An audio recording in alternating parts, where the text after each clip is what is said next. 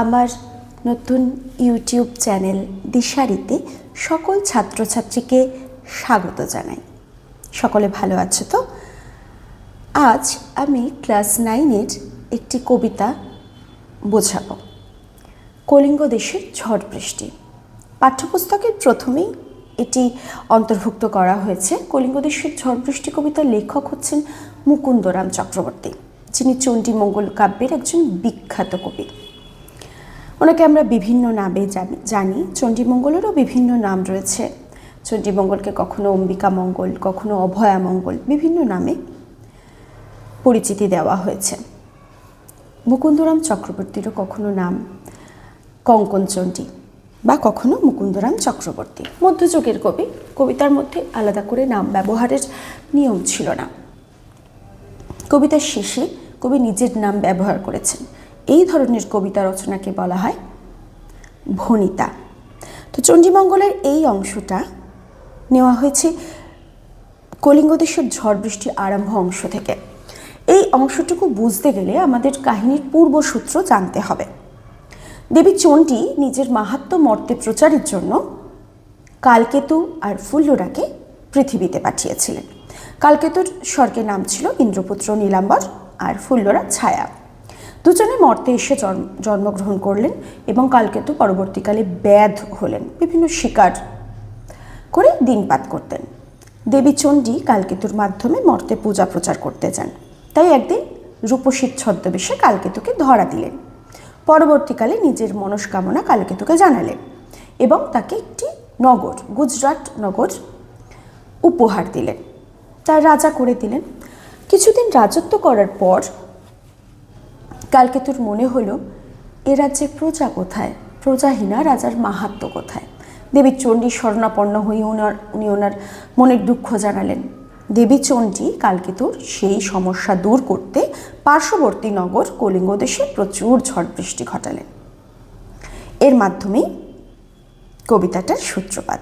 কলিঙ্গ দেশের ঝড় বৃষ্টির ফলে কি হলো, ওখানকার সমস্ত নাগরিকবৃন্দ দুর্যোগ থেকে পালাতে আশ্রয় নিলেন গুজরাট নগরে।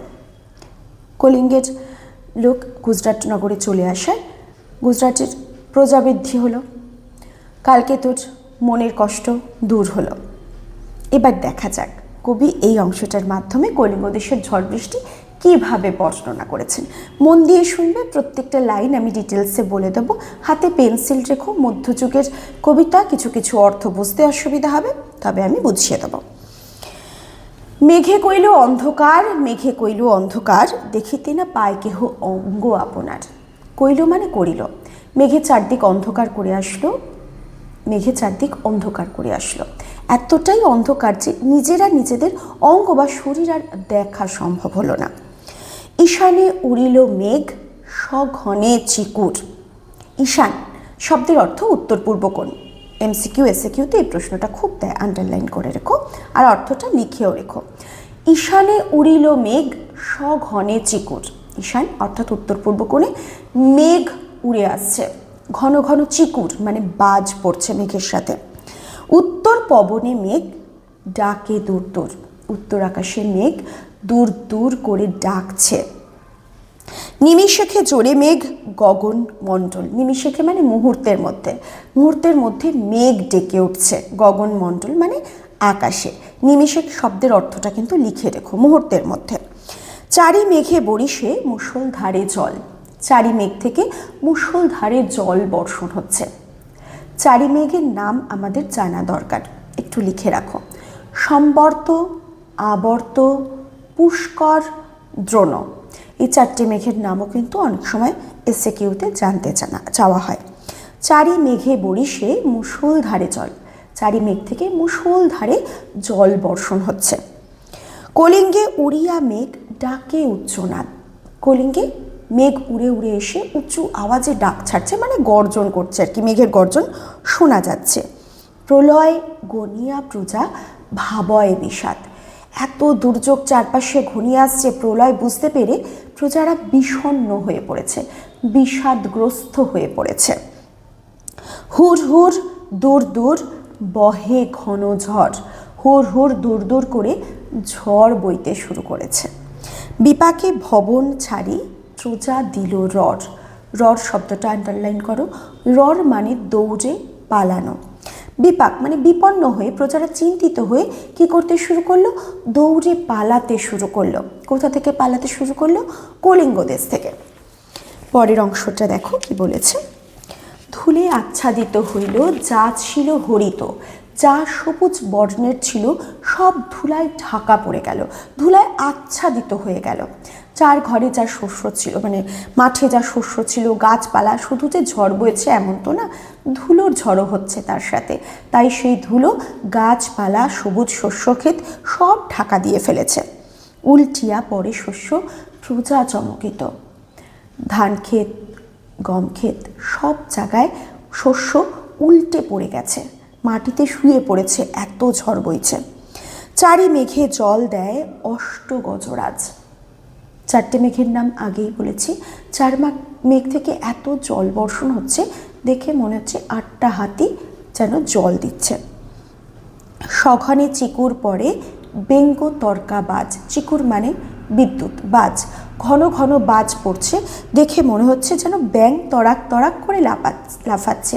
এত অনবরত বাজ পড়ছে, তাই সেই অনবরত কথাটা বোঝাতেই ব্যাঙের লাফানোর সাথে বাজের তুলনা করা হয়েছে। করিকর সমান বরিশে জলধারা। করিকর মানে হাতির সুর।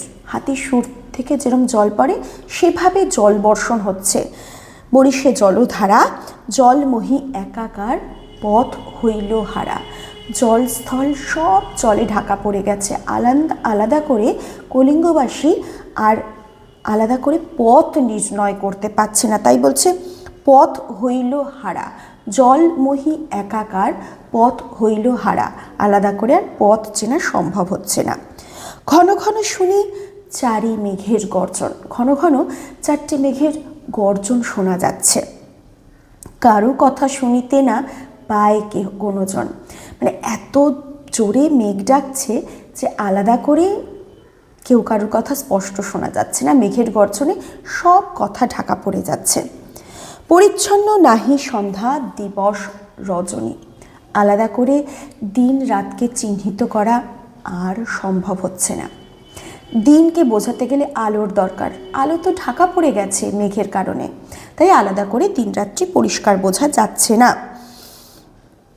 কলিঙ্গে সোঙরে সকল লোক যে জৈমিনী। লাইনটা আন্ডারলাইন করো। মান 3-এর প্রশ্নটা এটা প্রায় স্কুলেই দিয়ে থাকে। কলিঙ্গ লোকজন কাকে সোঙর করছে, মানে স্মরণ করছে। সোঙর শব্দের অর্থ কাকে স্মরণ করছে? জৈমিনী ঋষিকে। জৈমিনী বাকসিদ্ধ ঋষি, যার নাম স্মরণ করলে বাজ পড়া কমে যায়। এরকম প্রতিকূল পরিস্থিতিতে কলিঙ্গবাসী বাধ্য হয়ে জৈমিনী ঋষির শরণাপন্ন হয়েছেন। হুর হুর দূর দূর শুনি ঝনঝন। চারদিক থেকে কি কি আওয়াজ শোনা যাচ্ছে? কোথাও থেকে হুর হুর, কোথাও থেকে দূর দূর, কোথাও থেকে আবার ঝনঝন করে কিছু ভেঙে পড়ার শব্দ শোনা যাচ্ছে। না পায় দেখিতে কেহ রবির কিরণ। আগেই বললাম আলো মেঘের দ্বারা ঢাকা পড়েছে। রবি অর্থাৎ সূর্য মেঘের দ্বারা আবৃত হয়েছে। গর্ত ছাড়ি ভুজঙ্গ ভাসিয়া বুলে জলে। ভুজঙ্গ মানে সাপ। গর্ত ছেড়ে সাপরা জলে ভেসে বেড়াচ্ছে। নাহি জানি জলস্থল কলিঙ্গ মণ্ডলে। কলিঙ্গ দেশে আলাদা করে জলস্থল আর চেনা সম্ভব হচ্ছে না। নিরবধি 7 দিন বৃষ্টি নিরন্তর। এটা আন্ডারলাইন করো।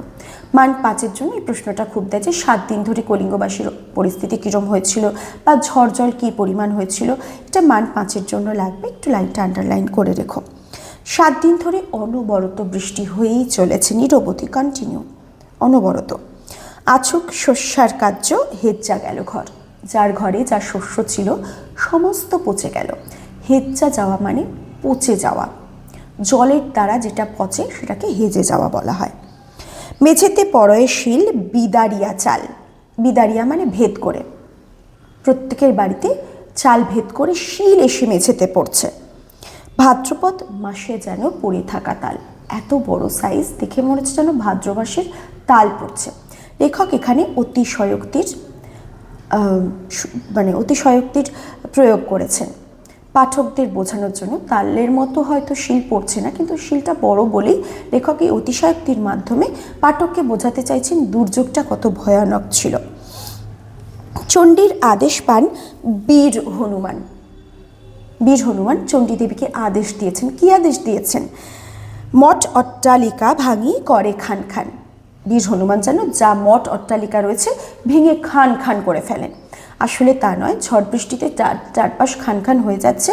লেখকের সেই পরিস্থিতি দেখে মনে হচ্ছে যেন বীর হনুমান যেরকম লঙ্কায় প্রবেশ করে লঙ্কা ভাঙচুর করেছিল, ঠিক একইভাবে কলিঙ্গ দেশে বীর হনুমান তার কার্য শুরু করে দিয়েছে। চারিদিকে বহে ঢেউ পর্বত বিশাল। আমি তো আগেই বললাম যে লেখক অতিশয়োক্তির আশ্রয় নিয়েছেন। পর্বতের মতো বড় বড় ঢেউ না হলেও 7 দিন বৃষ্টিতে নদীর জল ফুলে ফেঁপে উঠেছে। নদী বা সমুদ্রের ঢেউ বড় করেই আছড়ে পড়ছে। চারিদিকে বহে ঢেউ পর্বত বিশাল, উঠে পড়ে ঘরগুলো গড়ে দলমল। চারিদিকে জল জমে গেছে, ঘরগুলো যেন জলের মধ্যে নড়ছে টলছে দলমল করে। চণ্ডীর আদেশে ধায় নদ নদীগণ। চণ্ডীর আদেশ পেয়ে নদ নদীরা কলিঙ্গ দিকে আরও বেশি করে ধেয়ে আসছে। তাদের রূপ ফুলে ফেঁপে উঠেছে, নদীগুলো ধেয়ে আসছে কলিঙ্গকে ধ্বংস করার জন্য। অম্বিকা মঙ্গল গান শ্রী কবি কঙ্কন। আমি তো আগেই বললাম চণ্ডী মঙ্গলের আর এক নাম অম্বিকা মঙ্গল। অম্বিকা মঙ্গলের মাধ্যমে শ্রী কবি কঙ্কন তার গান শুনিয়েছেন। কবিতার শেষে কবি নিজের নাম ব্যবহার করেছেন, তাহলে এটাকে আমরা ভণিতা বলতেই পারি। কবিতাটা কিন্তু বার কয়েক রিডিং দেবে, কোথাও থেকে কি ইম্পর্টেন্ট প্রশ্ন সেটা আরেকটু ভালো করে দেখে নেবে।